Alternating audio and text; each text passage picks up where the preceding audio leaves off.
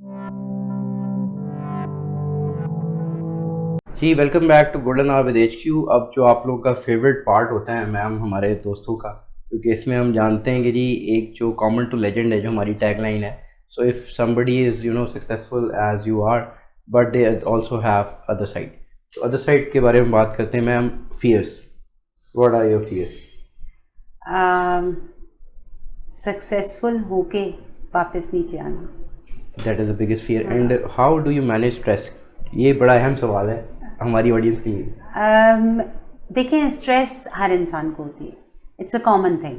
आपकी ज़िंदगी में बहुत सी चीज़ें ऐसे चल रही होती हैं जो आपको स्ट्रेस देती हैं, तो उसकी मैनेजमेंट आनी चाहिए। उसकी मैनेजमेंट मैं समझती हूँ कि आप जब आपको स्ट्रेस हो रही है उस रूटीन से आप हट जाएं, सही, अपनी रूटीन चेंज कर लें, जो कि मैं करती हूँ। मुझे अगर बहुत लग रहा होता है, प्रेशर है, बहुत स्ट्रेस हो रहा है, तो मैं कहीं ना कहीं बाहर निकल जाती हूँ। मेरी फैमिली है, बच्चे हैं, मैं उनके साथ कहीं आउटिंग पे चली जाती हूँ। सही। अगर बहुत ज़्यादा कुछ प्रेशर्स मैंने काट लिए हैं, बहुत टाइम गुजारा है, महीना डेढ़ किसी प्रेशर में, बिजनेस के आपको पता है प्रेशर्स होते हैं, बहुत से प्रेशर्स होते हैं, तो मैं फिर ट्रैवलिंग कर लेती हूँ। अपनी रूटीन जो है उसको आप कट डाउन करें।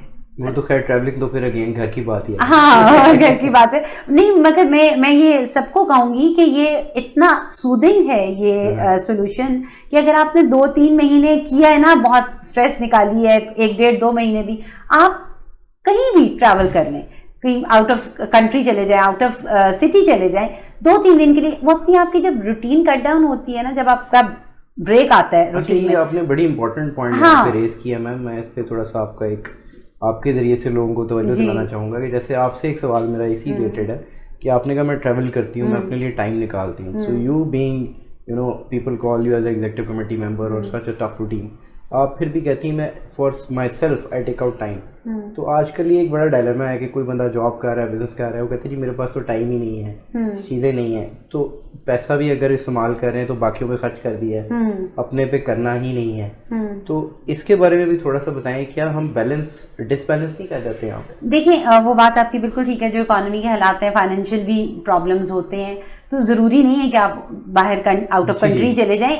It depends on your situation कि अगर आप अफोर्ड कर सकते हैं। हाँ, मेरा जो आपको इस बात का जवाब ये है कि ब्रेक करें अपनी रूटीन को। बिल्कुल सही। आप अपनी जब रूटीन को ब्रेक करेंगे ना, आप एक स्ट्रेस की रूटीन चल रही है, रोज आपकी सुबह उठ रहे हैं, वही लोग फेस कर रहे हैं, आप वही जो आपका मसला है उसी मसले को आप डेली फेस करें, ऑफिस में जाके आप बैठ रहे हैं, आप वही घर की औरतें हैं तो वो रूटीन के काम कर रही हैं, सुबह वही किचन, वही बच्चे, वही सब कुछ। तो कुछ अरसे बाद मैं समझती हूँ कि स्ट्रेस ना भी हो तो कुछ अरसे बाद अपनी रूटीन को ब्रेक करें। बिल्कुल सही। 6 महीने बाद करें, हर 2 महीने 3 महीने बाद भी नहीं कर सकते। 6 महीने बाद करें, और जरूरी नहीं कि आउट ऑफ कंट्री जाएं, आउट ऑफ स्टेशन जाएं, आप कहीं अपनी फैमिली को उठा के किसी एक ऐसी पिकनिक पॉइंट पे भी जाके बैठ सकते हैं। बिल्कुल, आप पूरा दिन भी गुजार सकते हैं किसी एक पिकनिक पॉइंट पे। तो जो एक्टिविटीज हैं, एक तो फिजिकल एक्टिविटी जरूर होनी चाहिए, वो आपकी लाइफ में, या वॉक या जिम, कुछ भी वो जरूर होनी चाहिए। मैं समझती हूँ walk is a healthy thing, walk होनी चाहिए। जिम से भी ज्यादा मैं हेल्दी वॉक को समझती हूँ।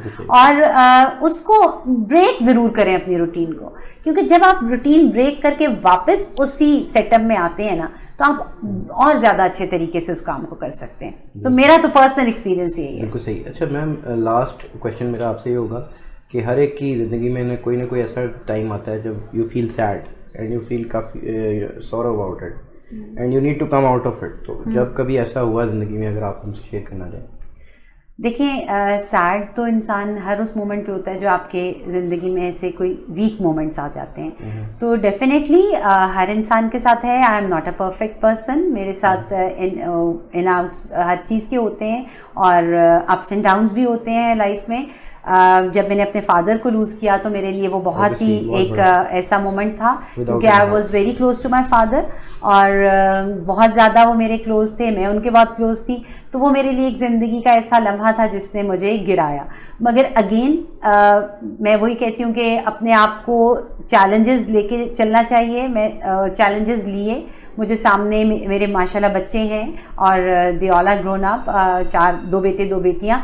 तो जब मुझे अपने बच्चे नज़र आए तो तो फिर आपको एक एनर्जी आ जाती है। तो वो चैलेंजेस आपको लेने पड़ते हैं, आपको फिर अपने लिए नहीं अपने बच्चों के लिए जीना पड़ता है। फैमिली बहुत इंपॉर्टेंट चीज है जी, बहुत बड़ी मोटिवेशन है। तो मेरा ख्याल है कि आपको अपनी जिंदगी तो आपने बेहतरीन गुजार ही रहे होते हैं, तो अगर आपकी जिंदगी दूसरों का जरिया हो, जैसे आपके बच्चे हैं, आपके माँ बाप हैं, आपके बहन भाई हैं, तो मेरा ख्याल है उनके लिए भी थोड़ा सा टाइम निकाल के जीना चाहिए। मुझसे सुन के वालिद साहब के बारे में, जैसे you talking about your father ji, so एक जो फादर डॉटर रिलेशनशिप होता है जो बड़ा एक बहुत ही वैल्यूएबल, बहुत प्रेशियस, जी, प्रॉब्ली प्राइसलेस है जी जी। तो उसके बारे में थोड़ा सा बताएं कि उनके साथ जो आपका टाइम गुजरा and you are here as a EC member, having him as your father coming up till here, तो वो उनकी जो कंट्रीब्यूशन थी आपकी लाइफ में, वो जाहिर है वो एक शायद क्वेश्चन में तो बयान कभी भी ना हो सके जी जी, लेकिन स्टिल जितना आपने नाम लिया है, would like to know about it कि थोड़ा सा। देखिए वो मेरे फादर थे, मैं इसलिए नहीं कह रही, but he was a great person. वो मेरे लिए नहीं बल्कि लोगों के लिए भी मेंटोर थे और बहुत लर्निंग कराते थे लोगों की, उनसे लोग सीखते थे। उनकी अपनी पर्सनालिटी ऐसी थी, बहुत ही हम्बल, डाउन टू अर्थ और बड़ी पॉलिश पर्सनालिटी थी उनकी, और एक्सपीरियंस थे। And he was a very successful businessman और इंडस्ट्री थी उनकी, और वो बहुत ज़्यादा अपने एक्सपीरियंस से लोगों को सिखाते थे। तो उससे उन्होंने डेफिनेटली अपनी औलाद को भी सिखाया, और जिस तरह मैं बहुत क्लोज थी उनके, और मुझे हर वक्त वो सिखाते थे, हर अच्छे और बुरे दोनों चीज़ों का डिफरेंस बताते थे। और ये नहीं कि वो डांट के या डिस्करेज करके, वो बड़े लॉजिक से बताते थे कि ये बुराई का रास्ता है, ये अच्छाई का रास्ता है। अगर आप इनिशियली आपको हर्डल्स आएंगे, बट वो एंड पे रास्ता खूबसूरत होगा जो अच्छाई की तरफ जाता है, मगर बुराई का रास्ता स्टार्टिंग में बहुत खूबसूरत होगा बट एंड पे उसके बहुत हर्डल्स होंगे। तो वो ये ऐसे उनके लॉजिक्स थे। और फिर I am here today because of him, because of his instructions, और वो एक जो उन्होंने मुझे लर्निंग दी, तो इस वजह से मैंने उनकी हर बात को अपने पल्ले से, कहते हैं ना, बांध दिया। तो उसको बांध के और उनके फुट स्टेप्स को फॉलो करने की कोशिश की, क्योंकि वो बहुत सक्सेसफुल बिजनेसमैन थे और वो बड़े एक खुश अखलाक इंसान थे। तो इसलिए कोशिश हम यही करते हैं कि उनको फॉलो करें। चलिए, it is a very good other side, and I must say जो इसका क्रक्स है, जैसे इन्होंने अपने फादर के बारे में बात की, so we should all as a society value father daughter relationship. ये एक प्राइसलेस रिलेशनशिप है और एक ऐसा रिलेशन है जो ताहयात आपके साथ रहता है, और जैसे आपने देखा जाने के बाद भी साथ रहता है। जी बिल्कुल। तो हम दुआ करेंगे अल्लाह ताला उनको गरीक़े रहमत करे और उनके दर्जात बुलंद करे, और हमारे जितने भी बड़े चले गए उनके दर्जात बुलंद करे। Now will come with the next part.